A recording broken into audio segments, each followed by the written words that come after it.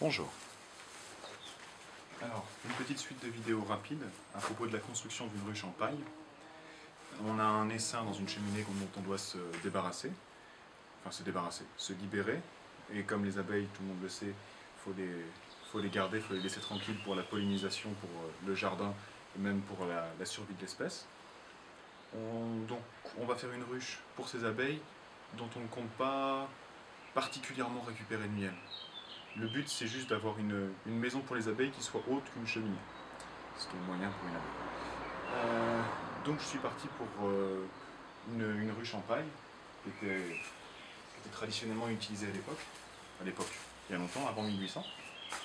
Je me suis basé sur un design assez récent qui est un allemand, qui s'appelle la Sun Hive, en allemand, un nom que j'arriverai pas à prononcer. Donc là, ça c'est juste une moitié qui est déjà faite, qui sera la partie du haut. Vous verrez à la fin comment c'est construit si vous ne connaissez pas déjà. Donc je vais montrer en fait comment j'ai fait ça, comment faire, comment faire ça, mais pour l'autre moitié. Bon, alors pour les matières premières que j'ai utilisé du simple raffia et du foin, parce que c'est ce que j'avais et c'est la paille que j'ai est coupée très courte, ce qui est moins pratique. Alors, pour faire simple, ce serait plus simple à deux déjà. Mais bon, comme je suis tout seul, je fais ça comme ça. J'ai planté des clous dans un petit établi pour enfiler en gros plein de foin. Faire une longue corde de foin, plus ou moins, que j'attache avec le raffia. Et après, cette longue corde de foin, je l'enroule. Et je l'attache ensemble en fait. Là, j'ai utilisé 13 ou 14 mètres de corde de foin, plus ou moins. Et après que j'ai enroulé. Donc je vais montrer comment faire cette petite merveille. À savoir que c'est pas le produit final, puisque l'extérieur sera recouvert de terre. Alors on peut utiliser de la bouse de vache fraîche de préférence, de l'argile ou ce qu'on trouve. J'ai un champ qui est plein de terre glaise dans le coin. Enfin, j'ai un voisin, un champ. Et ça ira très bien. Le but, c'est aussi d'avoir un toit après par-dessus, mais ça, le toit, vous faites comme vous avez envie de faire. Un toit au-dessus pour protéger de la pluie. Voilà, une fois qu'on a mis la paille en place, il suffit juste de solidariser le tout. Alors le coudre, plus ou moins. Alors tout à l'heure, ce que j'avais fait pour la première moitié, j'avais juste enroulé autour la ficelle, ce qui est simple, mais ce qui au final n'est pas forcément une très bonne technique, parce qu'en le tendant, c'est la ficelle qui est droite et c'est la paille qui s'enroule autour de la ficelle. Alors pour essayer de faire un truc un peu mieux que ça, je vais faire longer la ficelle, faire le tour avec et revenir dedans. Vous allez voir, c'est pas si compliqué que ça. Hop. Par contre, j'ai pris une longue ficelle.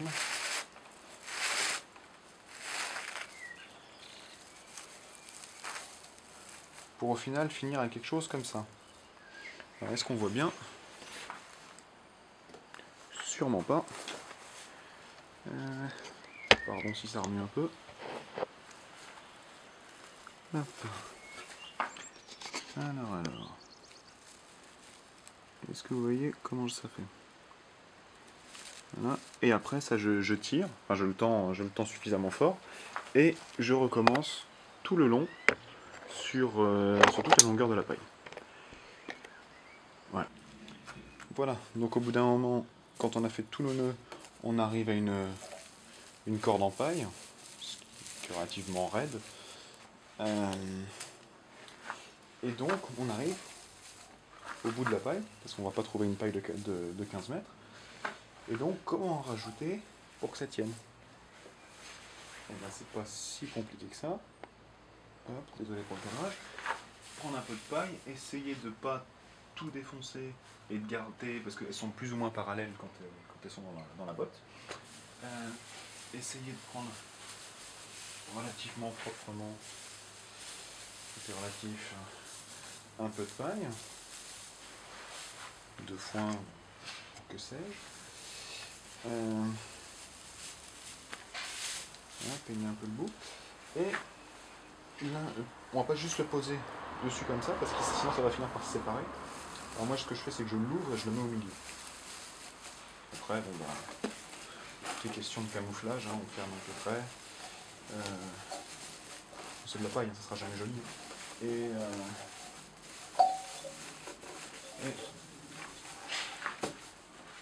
Et voilà, on a la suite. On enroule, enfin, on ficelle, on fait les nœuds, et on recommence, et jusqu'à avoir la bonne longueur. Donc la partie du dessus, qui est la plus petite, j'ai utilisé 13-14 mètres, là je pense que je vais en faire 20 ou 25 mètres. Ça fait un bon paquet, enfin ça va être rigolo. Oui, j'ai oublié de préciser, c'est sûrement pas la meilleure technique, comme je dis au début, parce que si vous regardez les gens qui le font professionnellement, ou même ceux qui le font dans les stages, ne passent pas par ce stade de corde de paille, hein, par manque de meilleurs mots. Ils passent directement à la construction de la coupole, et ils rajoutent la paille au fur et à mesure. Donc là, ce que je fais là, ils le font au fur et à mesure de la construction du dôme lui-même. Alors j'ai pas d'expérience dans la fabrication de paniers, donc je me contente de faire comme ça. Et si vous savez faire mieux, ben, allez-y, vous n'aurez pas grand-chose à... Vous n'aurez pas besoin de regarder des vidéos pour apprendre. Bon alors, correction. Les clous que j'avais sur la table, c'était bien pratique pour la technique précédente d'enrouler autour de la paille. Mais avec les nœuds, en fait, c'est plus chiant qu'autre chose. Donc là, en fait, ce que j'ai fait, c'est que j'ai enroulé la ficelle autour de mon clou, à défaut d'avoir une aiguille de voile pour la marine. Et donc ce que je fais, c'est que donc je prends toute ma paille, je fais passer ma ficelle en dessous, dedans, je serre, et je continue. Et il se trouve que c'est plus rapide comme ça, et ça sera sûrement plus solide. Voilà, alors quand on arrive à la fin d'une ficelle, ce que je conseille, c'est de repartir du bout et de tout retendre. Parce qu'en le faisant, on a tendance à pas le faire suffisamment tendu. Et ça, c'est tout le mou que j'ai depuis le début. Hein. Et de revenir et de tout retendre. Voilà. Avant de faire son nœud. Et de repartir après avec une nouvelle corde. Bon, et ben la suite dans un prochain épisode parce que j'ai plus de ficelle en fait. Bon, alors je profite de plus avoir de ficelle pour faire un petit topo. Vous allez sûrement dire, bonhomme, ta vidéo elle est bien déstructurée. Et je ne pourrais que vous donner raison. Parce que c'est la première fois que je le fais et que je ne sais pas trop comment m'y prendre. Donc ça, c'est pas énorme, hein. C'était fait en 10 minutes. 10 minutes, un quart d'heure plus ou moins, à une vache près. Et donc, voilà, autant passer 10 minutes à faire, je sais pas, 2 mètres, 3 mètres, que de le bâcler et de le refaire. Parce que, c'est un peu loin, je vais me casser la gueule. Parce que, ça, quand je l'ai fait au début, j'ai fait bien mon inclinaison, et après je suis reparti droit. Et j'ai fini avec un truc beaucoup trop étroit, et je vais tout redémonter et tout refaire. Ce qui est, au final, ce qui est chiant, parce que j'ai voulu faire trop vite. On a tout notre temps, les essaimages c'est encore jusqu'au à peu près au mois prochain, 2 mois. Et donc, pourquoi j'ai fait cette vidéo? Qu'est-ce que je voulais dire? C'est que pourquoi faire cette ruche là par rapport aux autres ruches comme les Varets, les Dadans et encore un autre nom d'allemand que j'ai oublié. Parce que les ruches ont jusqu'en 1820, 1850 plus ou moins, été en paille, une espèce de dôme comme ça, un peu plus gros, dans lequel les abeilles faisaient leur rayon, leur miel et tout ce qu'elles avaient besoin de faire. Et pour récupérer le miel, en gros, on arrachait toute la colonie, on faisait le tri entre les larves et le miel, et on récupérait le miel. Et donc, plus ou moins, on butait sauvagement une ruche pour chaque récolte. En 1820, on a commencé à inventer des cadres pour supporter les ruches, pour supporter les rayons. Et donc, on a commencé à s'occuper un peu des ruches. Plutôt que de les laisser faire leur ruche elles-mêmes, on a commencé à le faire à leur place. Et donc toutes les dadans, les varets et tout ça, aussi bien soient-elles, je ne suis pas apiculteur, mais tous les apiculteurs en diront du bien, ont surtout été axés sur la production.